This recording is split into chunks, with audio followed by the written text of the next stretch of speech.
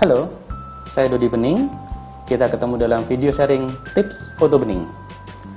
Pada kesempatan kali ini saya akan membahas tentang panduan belanja alat fotografi untuk pemula. Nah, tips yang akan saya sharingkan ini sangat cocok untuk Anda yang baru awal belajar fotografi dan bingung apa sih yang harus disediakan pertama kali, alat-alatnya yang harus dibeli apa, kamera yang dibeli apa, tipe apa. Ini nanti Anda akan temukan jawabannya di video sharing ini. Oke, kita akan mulai dari suatu konsep yang Anda harus ketahui dulu, bahwa foto berkualitas bukan karena alat.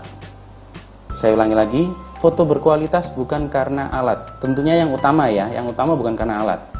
Foto berkualitas itu lebih banyak dipengaruhi oleh kreativitas sang artis, dalam hal ini fotografer. Jadi kalau Anda ingin menghasilkan foto yang istimewa, berkualitas istimewa, memukau, itu Anda harus mengedepankan kreativitas Anda, bukan alat. Karena kalau alat itu hanya pendukung saja. Jadi di sini saya akan memberikan Anda suatu petunjuk apa saja yang harus Anda sediakan. Yang pertama, Anda harus membeli jenis kamera yang tepat. Jenis kamera seperti apakah yang tepat itu? Jenis kamera itu ada berbagai macam ya. Jadi ada pocket, ada prosumer, ada DSLR. Kita mulai dari pocket. Kalau pocket itu, kamera itu lebih menonjolkan bentuknya yang kecil dan sesuai namanya bisa masuk ke dalam saku. Kekurangannya adalah banyak fiturnya di situ yang otomatis, sehingga kreativitas Anda banyak dibatasi di situ. Kita mengacu pada model berikutnya, yaitu prosumer. Kamera jenis prosumer itu sebenarnya tidak jauh berbeda dengan pocket sebenarnya. Kamera prosumer masih banyak mengedepankan otomatis juga ya. Walaupun juga sebenarnya sudah banyak menyediakan fitur manual, tetapi fleksibilitas upgrade-nya masih sangat minim di situ. Contohnya, Anda tidak bisa mengganti lensa di kamera prosumer. Sehingga jika Anda ingin menghendaki foto-foto yang spesifik misalkan efek fish eye atau blur pada background yang memukau, itu Anda akan kesulitan jika menggunakan prosumer. Anda baru bisa wujudkan di kamera tipe yang ketiga, yaitu DSLR. DSLR yang dimana kepanjangannya adalah Digital Single Lens Reflex.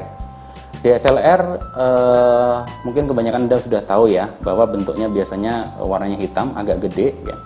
DSLR di situ seperti sesuai dengan definisinya, Digital Single Lens Reflex. Yang paling menentukan ciri khas dari DSLR itu di situ ada cerminnya. Makanya disebut Digital Single Lens Reflex. Ada elemen cermin di dalam DSLR situ yang menyebabkan kamera itu fisiknya tidak akan pernah bisa kecil. Sehingga DSLR selalu fisiknya besar di situ. Nah, DSLR adalah kamera yang saya sangat rekomendasikan untuk Anda gunakan pertama kali jika Anda belajar fotografi. Mengapa saya merekomendasikan DSLR? DSLR mengandung fitur yang melimpah, tapi tidak hanya itu saja. Di dalamnya terkandung potensi kreativitas yang luar biasa. Fleksibilitas upgrade-nya sangat luar biasa di situ dibandingkan tipe kamera yang lainnya ya, seperti pocket sama prosumer tadi.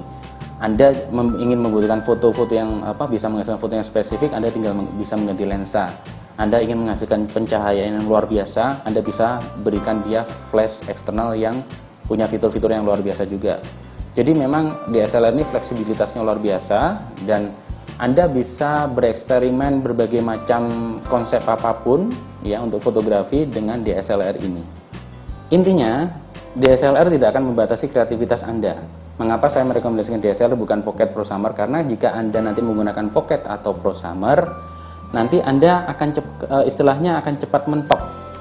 Ketika Anda mendalami ilmu fotografi itu cepat mentok, dan mau nggak mau akhirnya Anda akan berpindah ke DSLR. Dan itu pasti akan terjadi. Oleh karena itu, dan tentunya tidak akan efisien. Anda akan melakukan biaya lebih, sudah membeli kamera pocket, prosumer, kemudian baru DSLR. Tentunya tidak ingin kan Anda membuang-buang uang secara percuma untuk sesuatu yang mungkin kurang bermanfaat kan. Makanya langsung aja pilih ke DSLR. Nah, setelah tadi kita memilih DSLR, apalagi yang harus kita perhatikan? Kita mengacu pada merek. Merek apakah? Merek DSLR apakah yang harus kita beli? Yaitu merek yang banyak dimiliki oleh lingkungan fotografi Anda. Maksudnya bagaimana? Maksudnya adalah Anda harus membeli kamera yang dimana teman-teman Anda pun juga punya merek yang sama. Misalkan teman-teman Anda yang belajar fotografi yang lainnya, yang pintar fotografi ya, punya Canon, maka Anda harus beli Canon. Atau teman-teman lingkungan Anda, tempat Anda belajar fotografi, rata-rata punya Nikon, maka Anda harus membeli Nikon.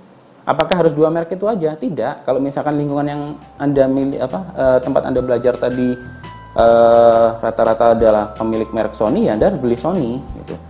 Nah, cuman di Indonesia rata-rata pemilik kamera terbanyak mereknya adalah Canon dan Nikon. Oleh karena itulah, saya merekomendasikan kepada Anda untuk membeli dua merek itu saja, Canon atau Nikon. Karena apa? Itu yang paling populer di Indonesia. Mengapa saya merekomendasikan Anda membeli DSLR yang mereknya banyak dimiliki oleh teman-teman Anda? Pertimbangannya adalah biaya belajar. Bagaimana bisa demikian? Karena begini, jika teman-teman Anda itu memiliki kamera yang mereknya sama dengan Anda, maka Anda akan sangat dimudahkan dengan situasi itu.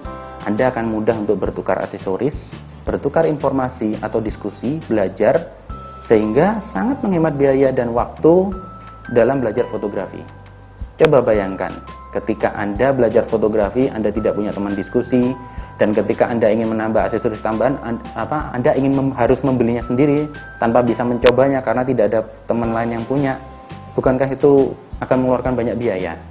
Oleh karena itu, sekali lagi saya ingatkan, belilah kamera yang mereknya banyak dimiliki oleh teman-teman Anda.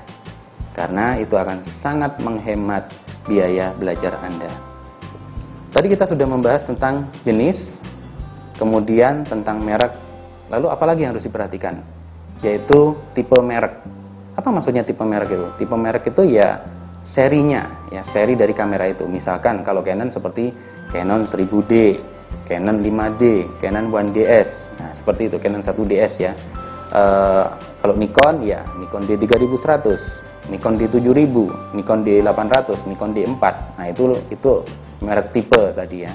Nah, banyak sekali tipe-tipe yang disediakan oleh tiap-tiap merek itu. Canon punya banyak tipe, Nikon pun punya banyak tipe. Mana yang harus Anda beli? Sebenarnya mudah sekali. Belilah DSLR yang harganya paling murah. DSLR, semua DSLR pada dasarnya prinsip kerjanya sama. Mungkin Anda akan terheran-heran dengan penjelasan itu. Kita analogikan seperti mobil ya. Mobil yang ada di dunia ini ada berbagai macam. Ada mobil sedan, ada mobil mewah, ada mobil SUV, ada truk ya. Tapi apakah persamaan dari mobil-mobil itu? Mereka sama-sama punya roda. Mereka sama-sama punya mesin. Mereka sama-sama punya tempat duduk, punya jendela, punya kemudi. Itulah kenapa saya sebut semua kamera DSLR itu pada dasarnya sama. Nah, saya merekomendasikan Anda untuk membeli kamera DSLR yang paling murah. Mengapa? Karena sisa anggarannya bisa Anda gunakan untuk membeli aksesoris pendukungnya. Itulah yang akan menentukan kualitas foto Anda nanti. Jadi kamera DSLR yang paling murah itu sebenarnya sudah sangat memenuhi syarat untuk menghasilkan foto yang istimewa. Tinggal bagaimana aksesoris pendukungnya, seperti ada lensa, flash, tripod, memori, dan sebagainya, wireless trigger ya. Jadi itulah yang menentukan hasil akhir, kualitas foto yang Anda hasilkan nanti. Jika Anda punya uang berlebih, saya tetap menyarankan beli kamera DSLR yang harganya murah atau bahkan yang paling murah. Karena sisa anggarannya nanti betul Anda bisa belikan pada aksesoris-aksesoris. Ya kalau anggarannya memenuhi syarat, Anda bisa belikan aksesoris yang berkualitas ya. Lensa Anda bisa belikan yang mahal, flash juga bisa. Tapi kalau kamera DSLR-nya beli yang paling murah aja. Saya tunjukkan sebuah foto ya, foto karya saya untuk klien saya, di mana foto ini mungkin Anda akan terkejut. Anda akan mengira foto ini saya hasilkan dengan kamera yang mahal, mungkin seperti 5D Mark II, Mark III, atau bahkan mungkin 1DS. Anda akan terkejut bahwa saya menghasilkan foto itu dengan kamera DSLR paling murah di zamannya, yaitu kamera 500D. Ya, waktu itu mungkin ada kamera 400D, tapi kita bicara kamera baru di sini. 400D dan 500D itu kamera yang kelasnya sama. Dan waktu itu belum ada kamera 1000D yang kelasnya di bawahnya itu. Kamera yang paling murah ada 500D. Saya menghasilkan foto ini dengan kamera 500D dan beberapa flash yang murah meriah. Jadi Anda bisa lihat di situ. Di situ saya buktikan kamera atau alat-alat yang terbatas tetap bisa menghasilkan foto yang berkualitas dunia. Coba Anda lihat hasilnya. Menarik bukan? Lalu bagaimana kita membelanjakan anggaran selebihnya untuk aksesoris tambahannya?